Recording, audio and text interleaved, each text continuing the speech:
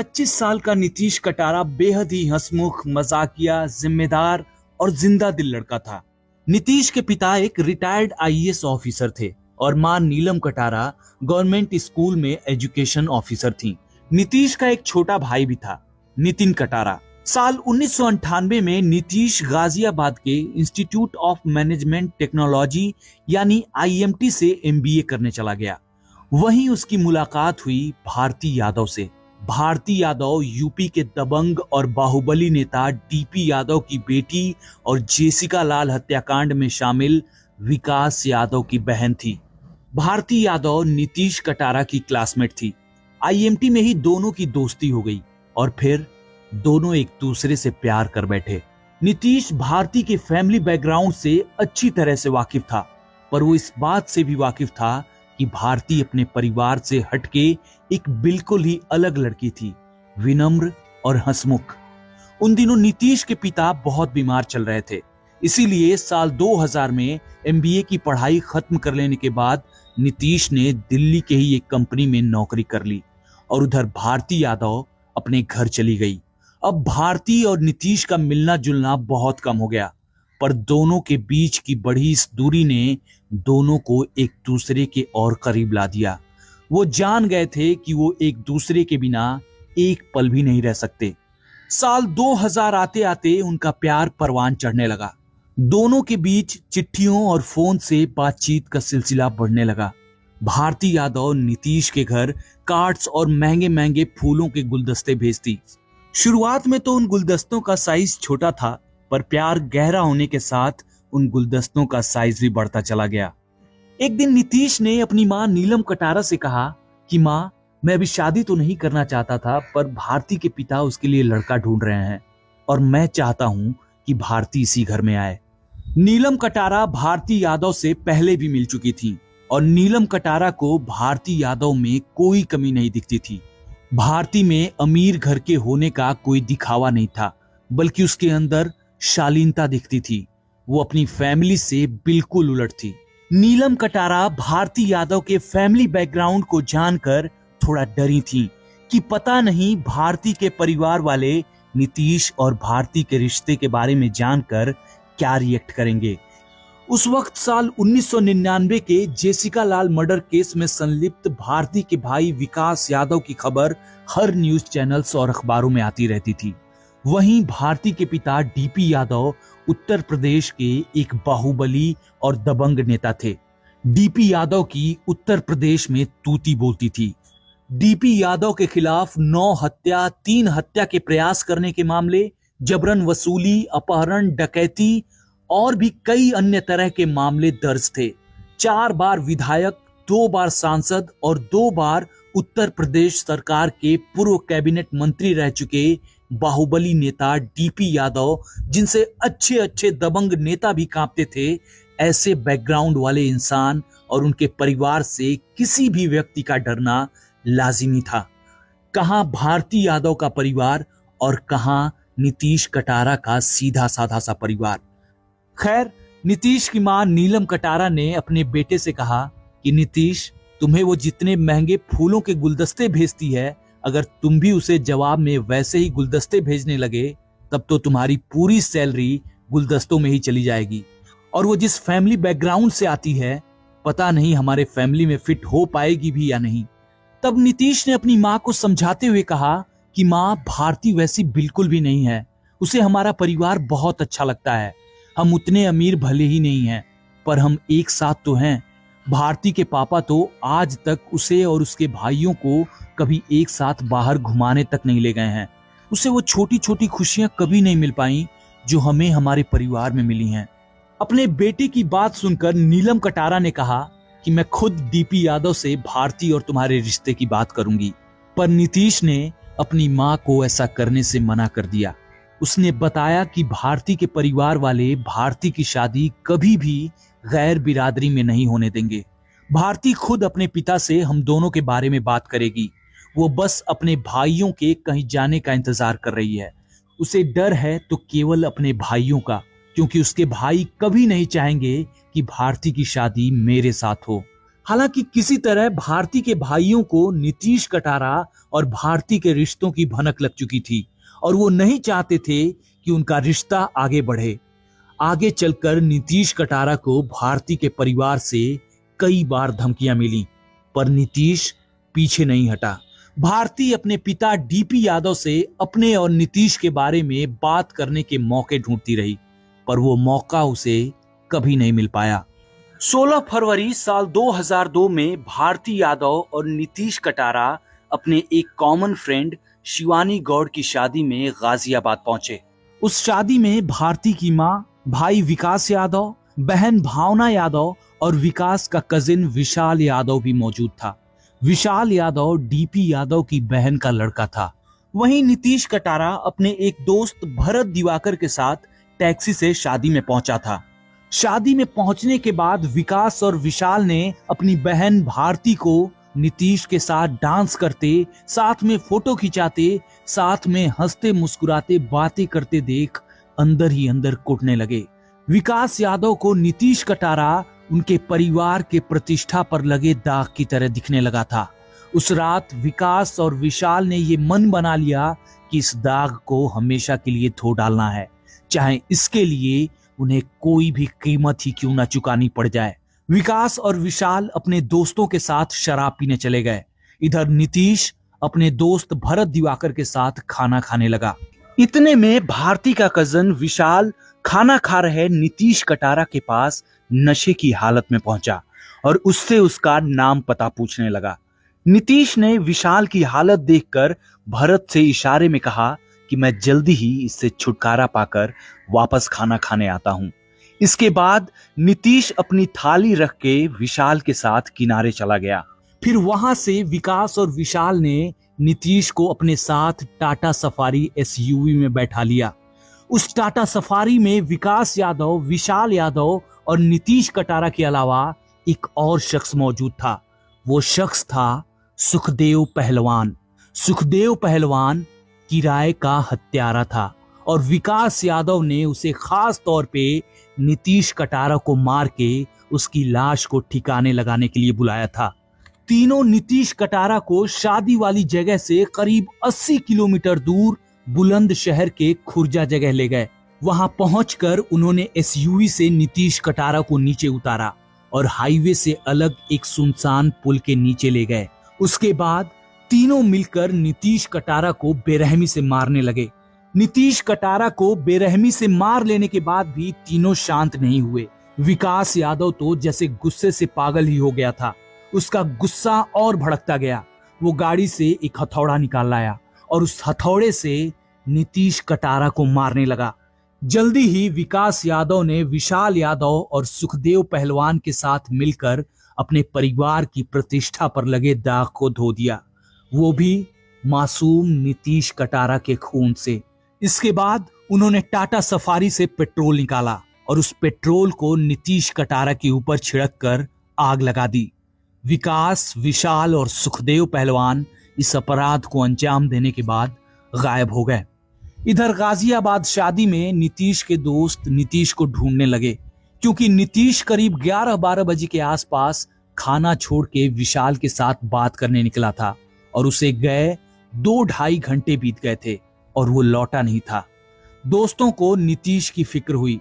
उन्होंने नीतीश को ढूंढा पर वो उन्हें नहीं मिला। रात के करीब 3 बजे भरत दिवाकर वापस नीतीश कटारा के घर पहुंच गया। उसने नीतीश की मां नीलम कटारा को बताया कि शादी से नीतीश किसी लड़के के साथ गया। उसके बाद वो उसे मिला ही नहीं, इसीलिए वो अकेला आ गया। अब नीलम कटारा ये बात सुन के घबरा गई। उन्होंने तुरंत भारती यादव को फोन किया, पर भारती ने उन्हें बताया कि वो खुद कई घंटों से नीतीश को ढूंढ रही है। उसने नीलम कटारा से कहा कि उसे कुछ गड़बड़ लग रही है, क्योंकि शायद नीतीश उसके भाई विकास और विशाल के साथ जाते देखा गया है। उसने नीलम कटारा को अपने पिता डीपी यादव का फोन नंबर दिया और कहा कि आप एक बार पापा से बात करिए। नीलम कटारा ने डीपी यादव को फोन किया, पर डीपी यादव ने फोन रिसीव नहीं किया। भारती ने एक बार फिर से नीलम कटारा को कॉल किया। उसने उन्हें पुलिस में शिकायत दर्ज कराने की सलाह दी। सुबह होने पर भी नीतीश की कोई खोज खबर ना पाकर नीलम कटारा गाजियाबाद के कवि नगर थाने में जाकर अपने बेटे के लापता होने की रिपोर्ट लिखवा दी। साथ में उन्होंने ये भी बताया कि नीतीश आखिरी बार डीपी यादव के बेटे और भांजे के साथ देखा गया था। 17 फरवरी को ही एक व्यक्ति को खुर्जा शहर के उस सुनसान पुल के नीचे बहुत ही खराब हालत में पड़ी एक लाश दिखी। उसने तुरंत पुलिस को खबर दी। पुलिस खुर्जा शहर पहुंची। पुलिस के सामने जमीन पर औंधे मुंह पड़ी और बुरी तरह से जली हुई एक लाश पड़ी थी। कवि नगर पुलिस थाने में नीतीश की गुमशुदगी की रिपोर्ट दर्ज होने से पुलिस ने 20 फरवरी को नीलम कटारा को उस लाश की शिनाख्त करने के लिए बुलाया। नीलम कटारा अपनी फैमिली के साथ उस लाश की शिनाख्त करने पहुंची। हालांकि लाश की हालत ऐसी नहीं थी कि कोई देख के ये बता पाता कि ये लाश किसकी है, पर नीलम कटारा एक मां थी। उस बॉडी में एक बायां हाथी ऐसा था जो जलने से बच गया था। नीलम कटारा उस हाथ को देखते ही जान गईं कि ये उनके बच्चे की ही लाश है। बताते हैं कि लाश के पास से एक रिस्ट वॉच भी मिली थी जो कि नीतीश कटारा की ही थी। अपने सामने अपने बेटे की लाश देखकर नीलम कटारा की आंखों के सामने अंधेरा छा गया। उन्हें ऐसा लगा कि उनकी पूरी दुनिया ही खत्म हो गई है, पर जल्दी ही उन्होंने खुद को संभाल लिया। उन्होंने मन ही मन ये प्रण कर लिया कि उन्हें अपने बेटे को न्याय जरूर दिलाना है, आरोपियों को फांसी के फंदे पर झूलते देखना है। वो समझ गई थी कि अगर वो अभी टूट गईं तो वो अपने बच्चे को कभी न्याय नहीं दिला पाएंगी। नीलम कटारा ने उसी हालत में अपने फैमिली डॉक्टर से पूछा कि दिल्ली में डीएनए टेस्ट कहाँ होता है। वो ये कतई नहीं चाहती थी कि उनके बेटे का केस भी जेसिका लाल केस की तरह हो जाए, जिसमें फॉरेंसिक रिपोर्ट ही बदल दी गई थी। उन्हें डर था कि दोषियों को बचाने के लिए कहीं लाश को ही ना बदल दिया जाए, जिससे डीएनए टेस्ट का कोई मतलब ही नहीं रह जाता। इसीलिए उन्होंने पुलिस से कहा कि ये लाश दिल्ली जाएगी, ना कि ये गाजियाबाद। बड़ी मशक्कत के बाद नीतीश की बॉडी दिल्ली लाई गई। इसके बाद उस लाश की नीलम कटारा के डीएनए से मिलान कराया गया, जिसमें यह कंफर्म हो गया कि लाश नीतीश कटारा की ही है। आरोपी यूपी के एक बाहुबली नेता डीपी यादव के घर के थे। जल्दी ही ये मामला मीडिया में फैल गया। पुलिस के ऊपर भारी दबाव था, क्योंकि एक आरोपी विकास यादव बाहुबली नेता डीपी यादव का लड़का था, तो वहीं दूसरा आरोपी विशाल यादव उनका भांजा था। उधर दूसरी तरफ पुलिस पे इस केस को जल्दी सॉल्व करने का भी दबाव पड़ रहा था। एक तो मीडिया का प्रेशर, दूसरा नीलम कटारा के फैमिली के अधिकतर लोग अधिकारी रैंक के थे, तो उनका भी दबाव पुलिस के ऊपर पड़ रहा था। शादी वाली रात यानी 16-17 फरवरी की दरमियानी रात कुछ लोग ऐसे भी थे जिन्होंने नीतीश कटारा को विकास यादव, विशाल यादव और एक तीसरे शख्स के साथ टाटा सफारी में जाते देखा था। पुलिस ने उन लोगों के बयान लिए और फिर पुलिस विकास यादव, विशाल यादव और उस तीसरे शख्स जो कि सुखदेव पहलवान था, उसकी खोज में लग गई। 11 मार्च 2002 को पुलिस के हाथ नीतीश कटारा हत्या में इस्तेमाल की गई टाटा सफारी एसयूवी लग गई। 23 अप्रैल 2002 को पुलिस मध्य प्रदेश के डबरा रेलवे स्टेशन से विकास और विशाल को भी पकड़ने में कामयाब हो गई। और तो और विकास और विशाल ने 25 फरवरी को बकायदा पुलिस के सामने अपने जुर्म को भी कबूल कर लिया और उन दोनों के इकबाले जुर्म रिकॉर्ड भी किए गए।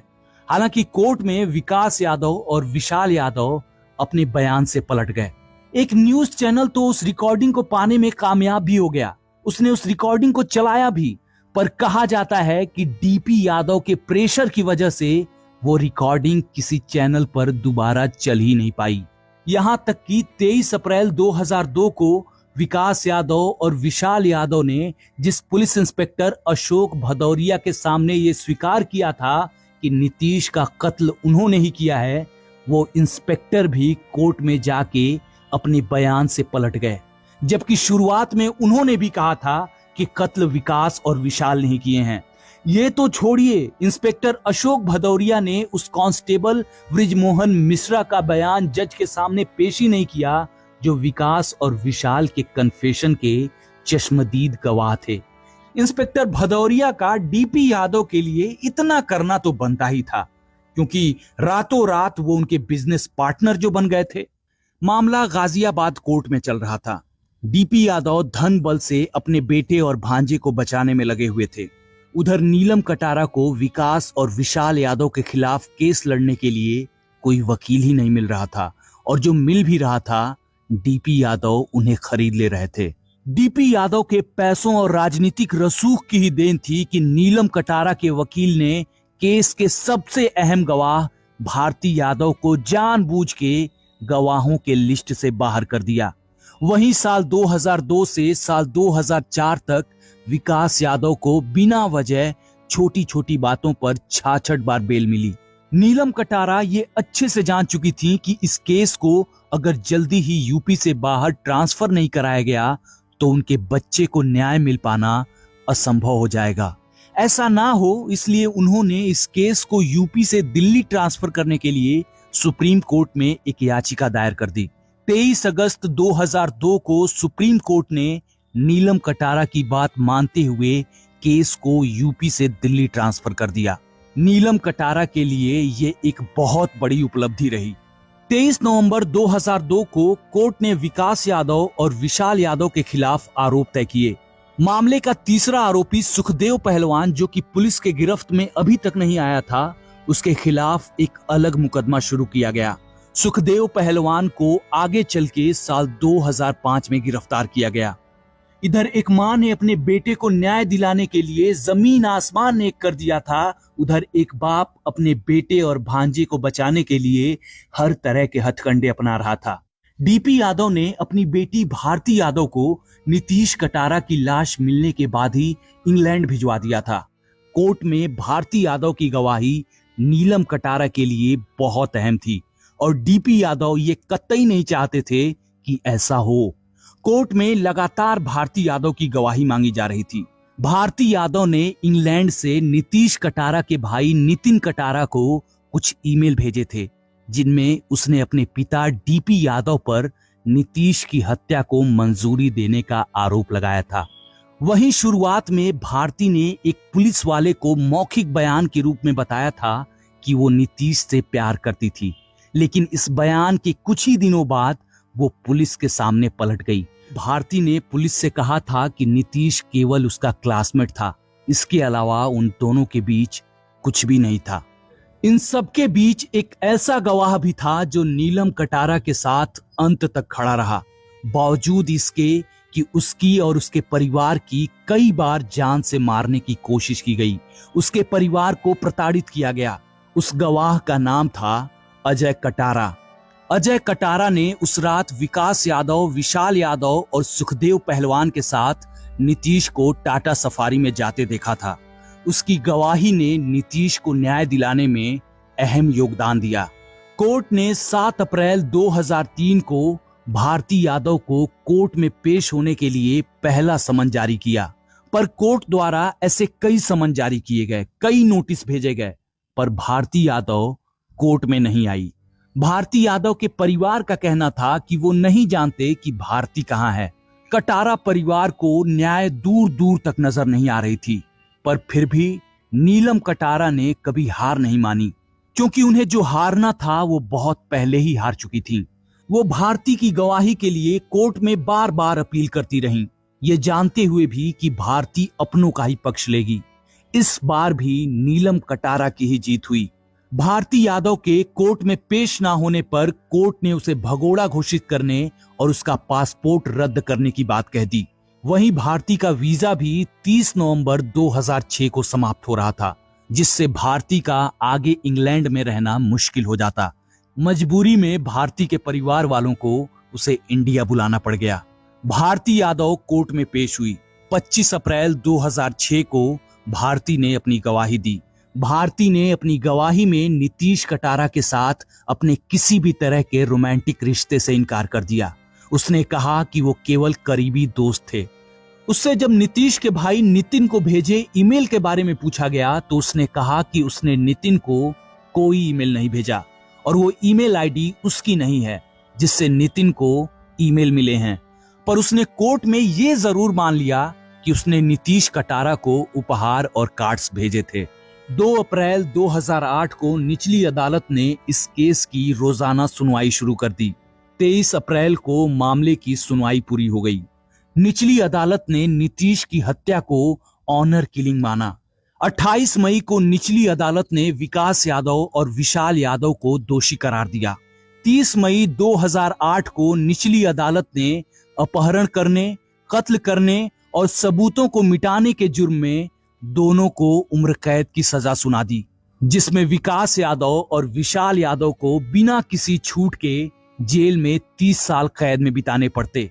वहीं 10 जुलाई 2011 को निचली अदालत ने नीतीश कटारा हत्याकांड के तीसरे दोषी सुखदेव पहलवान को भी उम्र कैद की सजा सुनाई, जिसमें सुखदेव पहलवान को बिना किसी छूट के 25 साल कैद में रहना पड़ता। निचली अदालत के इस फैसले के बाद नीलम कटारा दोषियों के लिए मौत की सजा की मांग लेकर दिल्ली हाईकोर्ट पहुंची। वहीं विकास और विशाल उम्र कैद की सजा के खिलाफ हाईकोर्ट पहुंचे। हाईकोर्ट ने भी लोअर कोर्ट के फैसले को सही ठहराया और माना कि नीतीश की हत्या ऑनर किलिंग ही थी। हाईकोर्ट ने यह भी माना कि यह अपराध रेयरेस्ट ऑफ रेयर की श्रेणी में आता है, पर हाईकोर्ट ने अपराधियों को ये कहते हुए फांसी पर झूलने से बचा दिया कि दोषियों में अभी भी सुधार की गुंजाइश बची हुई है। दिल्ली हाईकोर्ट ने 2 अप्रैल 2014 को लोअर कोर्ट के फैसले को बरकरार रखते हुए विकास यादव और विशाल यादव को बिना किसी छूट के 30 साल कैद और सुखदेव पहलवान को भी बिना किसी छूट के 25 साल कैद की सजा सुना दी। एक बार फिर से नीलम कटारा दोषियों को मौत की सजा दिलाने के लिए सुप्रीम कोर्ट पहुंची, पर सुप्रीम कोर्ट ने उनकी मांग को ठुकरा दिया। लोअर कोर्ट और हाई कोर्ट ने माना था कि यह मामला ऑनर किलिंग था, पर सुप्रीम कोर्ट ने ऐसा नहीं माना। सुप्रीम कोर्ट ने यह भी कहा कि यह मामला रेयरेस्ट ऑफ रेयर केस की श्रेणी में नहीं आता है। 3 अक्टूबर 2016 को सुप्रीम कोर्ट, लोअर कोर्ट और हाई कोर्ट द्वारा दोषियों को दिए गए सजा को कम करते हुए विकास और विशाल को बिना किसी छूट के 25-25 साल की सजा और सुखदेव पहलवान को भी बिना किसी छूट के 20 साल की सजा सुनाई। जो भी हो, पर अंत में सत्य की जीत हुई, एक मां की जीत हुई। तमाम मुश्किलों और धमकियों के बावजूद भी नीलम कटारा न्याय के लिए अडिग खड़ी रहीं।